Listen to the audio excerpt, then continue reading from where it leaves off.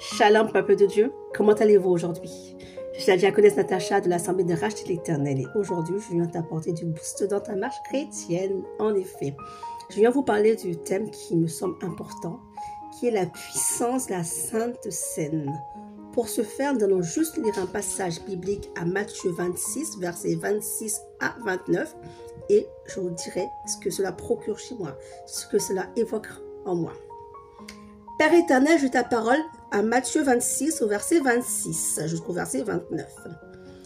Pendant qu'il mangeait, Jésus prit du pain et après avoir rendu grâce, il le rompit et le donna aux disciples en disant « Prenez, mangez, ceci est mon corps. » Il prit ensuite une coupe et après avoir rendu grâce, il la leur donna en disant « Buvez-en tous. » Car ceci est mon sang, le sang de l'alliance, qui est répandu pour plusieurs, pour la rémission des péchés. Je vous le dis, je ne boirai plus désormais de ce fruit de la vigne, jusqu'au jour où j'en boirai du nouveau avec vous dans le royaume de mon Père. Amen. Alors, pour vous, ça évoque quoi? En tout cas, moi, je vous partage, moi, ce que ça évoque. Alors, d'après mes notes, quand j'ai lu ce passage, la puissance de la Sainte Seine évoque chez moi la mémoire du sacrifice et de la souffrance du Seigneur Jésus-Christ.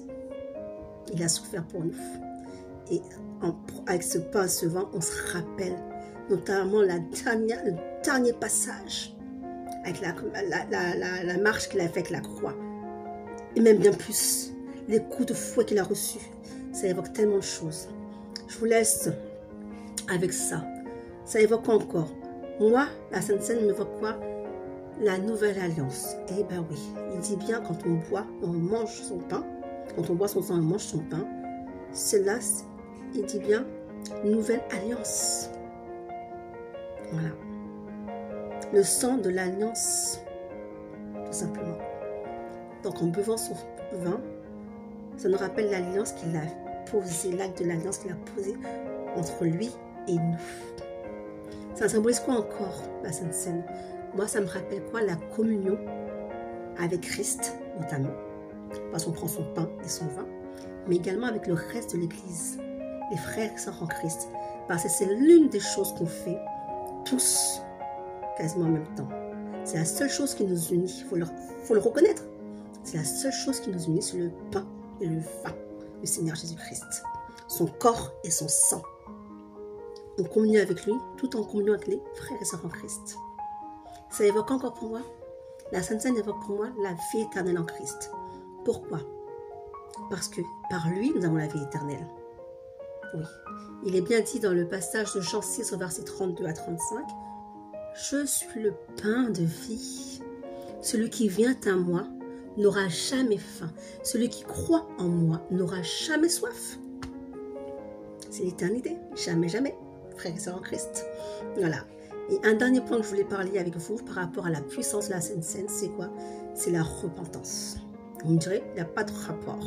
Mais moi, il y en a un. On est d'accord que pour la Sainte Seine, quand tu la prends, c'est que tu es né de nouveau, en étant baptisé par immersion. Ça, on est d'accord. Mais chaque fois que tu prends la Sainte Seine, il y a pas mal de souvenirs qui te reviennent par rapport à ce qu'il y a avec Jésus, bien avant même. Mais quand tu prends la Sainte Seine sans avoir demandé pardon à tes frères et à tes sœurs auparavant, tu commets un acte irréparable. Moi, dans mon assemblée, il est impossible pour nous de prendre la Sainte Seine sans s'être repenti auparavant. Ça veut dire quoi? Si dans la semaine, ça s'est mal passé, si juste avant le culte, on s'est disputé, je ne sais pas mal de choses. Tu peux avoir un cœur lourd, rempli, colérique, ou de jugement sur les autres.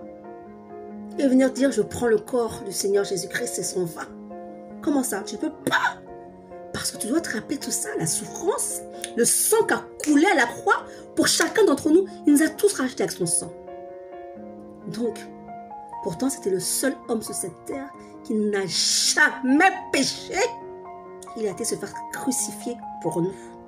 Donc, la moindre chose que tu peux faire, c'est te repentir avant de prendre la Sainte Seine.